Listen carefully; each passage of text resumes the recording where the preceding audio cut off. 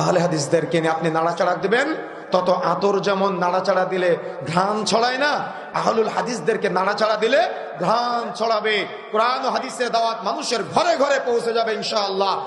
Piece TV Bangla বন্ধ করে দিয়ে মনে করেছিলেন কোরআন হাদিসের দাওয়াত বন্ধ করে রাখবেন, পারেন নাই। গোটা বাংলাদেশের এখন সোশ্যাল মিডিয়া এক একটা পিস টিভিতে পরিণত হয়েছে আলহামদুলিল্লাহ। বন্ধ করবেন কিভাবে? অসম্ভব হতে পারে না।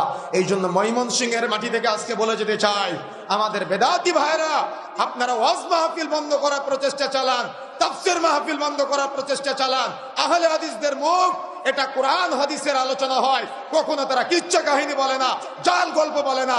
যদি আপনাদের ব্যবসায় ভাটা পড়ে তওবা করে ফিরে আসার চেষ্টা করেন, কিন্তু আহলে হাদিসের মুখ বন্ধ করার প্রচেষ্টা চালাবেন না, কোরআন হাদিসের দাওয়াত বন্ধ করার প্রচেষ্টা চালাবেন না।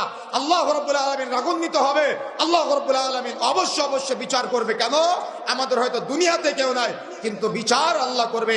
আমাদের হৃদয়ের কথা আমার আল্লাহ জানে। আজকে আপনি বেদাতি হয়ে, মাজার পূজারী হয়ে, খানকা পূজারী হয়ে, পীর পূজারী হয়ে কোরআন হাদিসের দাওয়াত বন্ধ করে আর নিজেকে মুসলমান পরিচয় দেন।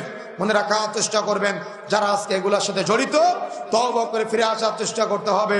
কোরআন হাদিসের দাওয়াত বন্ধ করেন, তাফসীর মাহফিল বন্ধ করেন, কিন্তু আপনি কনসার্ট বন্ধ করতে পারেন না, আপনার এলাকার যাত্রাপালা বন্ধ করতে পারেন না। ভ্রান্ত হুজুর আপনাকে দিয়ে জাহান্নাম উদ্বোধন করা হবে।